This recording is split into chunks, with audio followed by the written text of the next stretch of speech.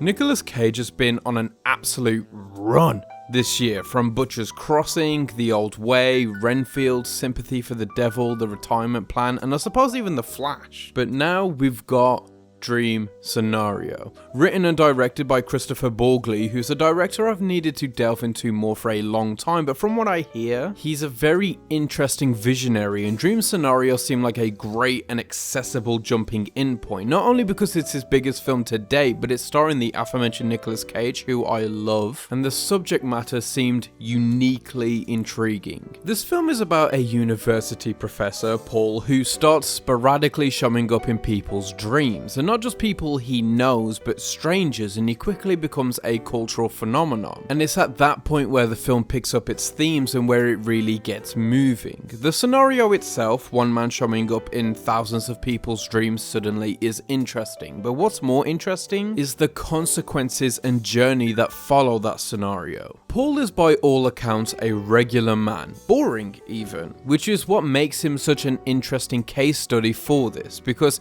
the story is about fame, about its effects, and more specifically the negative side of it. So it would be easy to take a pretty awful person and transform them into this public monster, and it would be more compelling to take a solidly good and interesting person and completely reverse engineer their personality to their antithesis. But they choose the infinitely harder thing to do, which is to take what is essentially a bowl of microwaved white rice and turn him into a universally loved flavor. Paul teaches biology. In the first lecture we see him teach, he's talking about zebras and how their pattern benefits them as a crowd. Lions never attack the herd, they need a straggler, it's dangerous to be alone, which is essentially the prophecy of his life. He fits in at this stage, unremarkable just like everybody else, and then suddenly this slumber psychosis that a previously unrelated masses starts to share boosts him into a newfound fame, and just like every new meme or celebrity,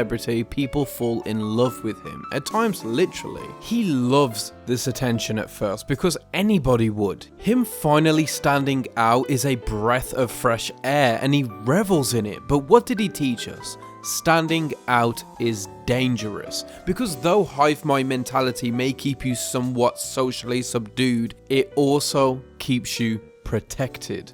But Paul seems to be disappointed by the events of these dreams, because though everyone is having them, he seems to just be a bystander in every single one of them. And the kicker being that all of the dreams are deadly and exciting. He needs to also be liked is the problem. He needs to be admired, not just known. And one of the burdens of fame is not being perceived how you want to be. You cannot control the image people have of you. But eventually, fame turns you into who you always have been. It brings all your disgusting and vile traits to the surface in your personal life. In the case of Paul, he cheats on his wife, or at least he attempts to. He gains a sort of ego, excessive arrogance even, though his fame is entirely not his doing. He just existed, which is how it feels a lot of the time with many high-profile individuals. But that's the thing with celebrity. As much as people love to make a hero, they love nothing more than to tear one down. Society loves a plot twist, even if we have to manufacture one. So when Paul starts to play a more active role in people's dreams, i.e. killing people, the masses go from adoring him for his simplicity to hating him for the horrors they invented. But to be fair, this is partially his fault, because see, he was taking credit for the initial wave. He was self-inserting as people's idea of him. So when that idea manifested into something more sinister, he's already psychologically and vicariously attached to this fictional representation of himself. And at the end of the day, no matter who you are as a person, as a celebrity, you are who people say you are, and that is exacerbated when you make the mistake of validating that mindset when it also benefits you, because one day it just might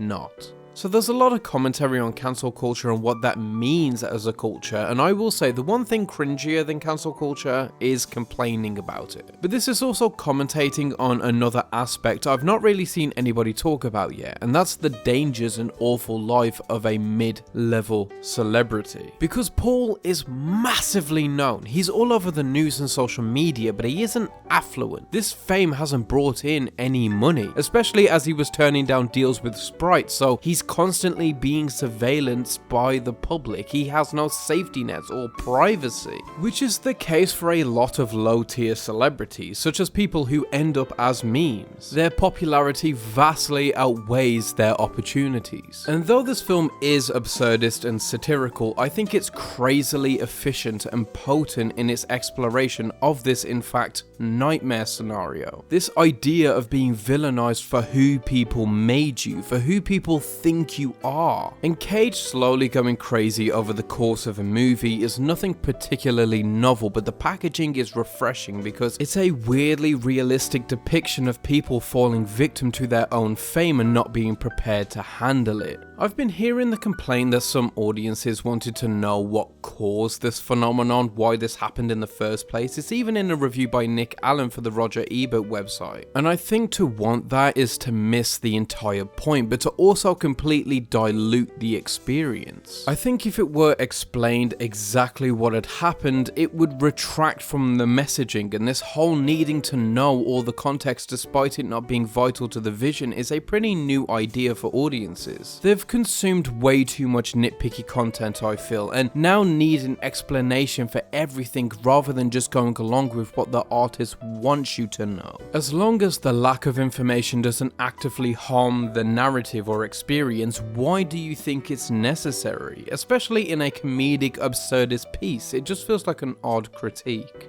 But in the end, Paul gets a book deal and life has moved on. People have forgotten about him, he's fading more into obscurity and maintained a quaint fanbase, which is the eventual destination for many celebrities, especially those who are memes. They have been picked up, made champions, then villainized, chewed up, and then spit out, left to live the remainder of their lives as unremarkable people who had a glimpse of immortality. It's a brilliant film with a brilliant Cage performance and a manic energy being brought by the director and cinematographer. The only actual complaint I have of the film is that I just don't feel like the reason people used to turn against Paul was strong enough.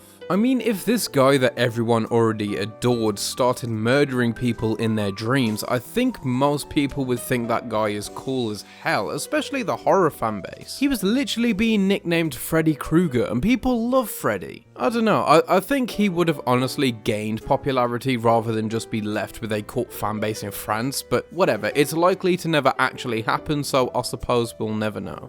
But that's just me. Have you seen Dream Scenario? If so, let me know what you think of it, let me know what you think of this video, and whether it's an absurdist satirical take on fame and its consequences or not. As always, keep watching movies.